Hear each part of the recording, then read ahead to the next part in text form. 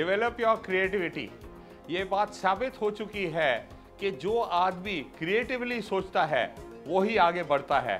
बल्कि दुनिया में सबसे क्रिएटिव आदमी का नाम है एडवर्ड डी बोनो और उसने एक किताब लिखी है क्रिएटिव थिंकिंग।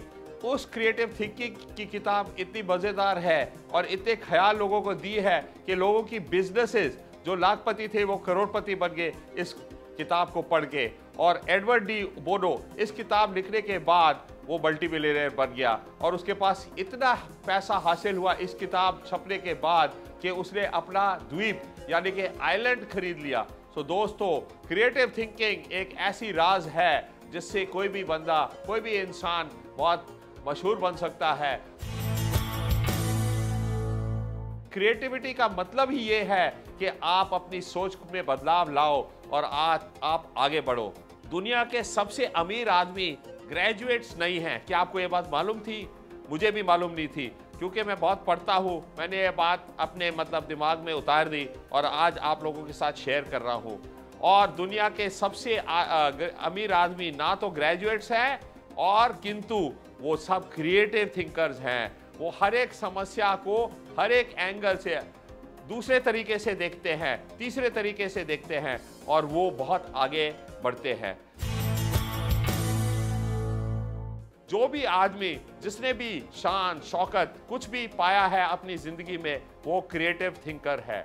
रिचर्ड ब्रैंसन की मम्मी ने, जब रिचर्ड ब्रैंसन आप जानते हो वर्जिन एयरलाइंस के मालिक हैं, उनकी माँ उनको क्रिएटिव थिंकर कैसे बनाई।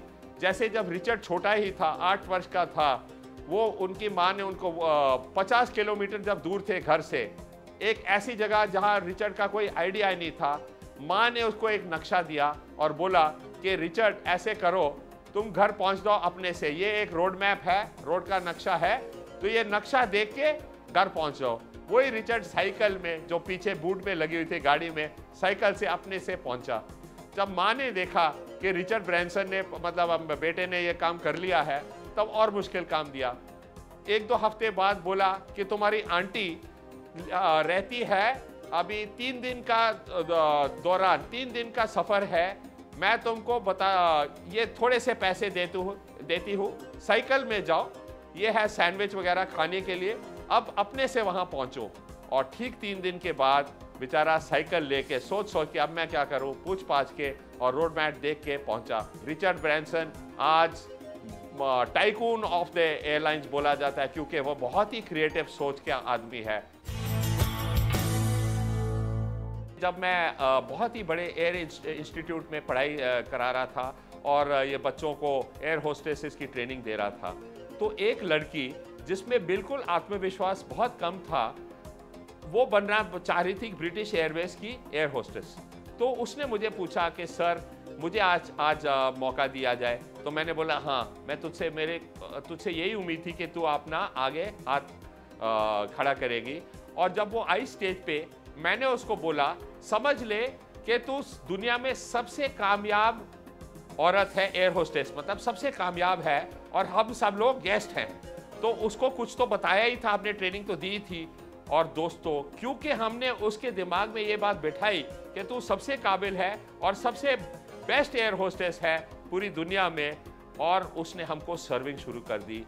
जैसे उसने बात करना शुरू कर दिया, उसकी बातों से लगने लगा, उसकी आवाज़ में मिठास से लगने लगी, और वो जो सवाल जवाब, हमारे सवालों का जवाब देना और तब सोचना कि हमको और कैसी अच्छी सर्विस दे, वो बात बहुत मज़ेदार आई। और उसी दिन मैंने सर्विस का यानी कि मैंने सोचा कि 7 चरण होने चाहिए जिससे सर्विस बरकरार हो सकती। पहला चरण दोस्तों है स्माइल, मुस्कुराना जो है मुफ्त में आता है। दूसरा है आई कांटेक्ट, आई कांटेक्ट मतलब हम दूसरे को इज्जत दे रहे हैं आंखों के संपर्क रखते हुए। तीसरा है रिस्पॉन्सिबिलिटी यानी कि जिम्मेवारी दिखाना अपने काम में। चौथा है वी, वॉइस में दूसरे के लिए दर्द, जब उसको दर्द की ज़रूरत है, जब खुशी तब हंसी। तो वॉइस भी एक ऐसा माध्यम है जिससे हम दूसरे को समझा सकते हैं हम क्या चाहते हैं।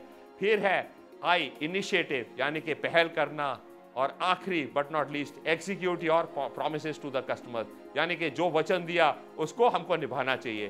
सो दोस्तों, अच्छे ख्यालों से दिमाग के मतलब बहुत ही ज़्यादा हाई आरपीएम में चलता है, और क्रिएटिविटी से आपका दिमाग और बढ़ेगा और आपको सफलता अपने काम में मिलेगी। तो जितना आप क्रिएटिवली सोचोगे उतना आप आगे बढ़ोगे।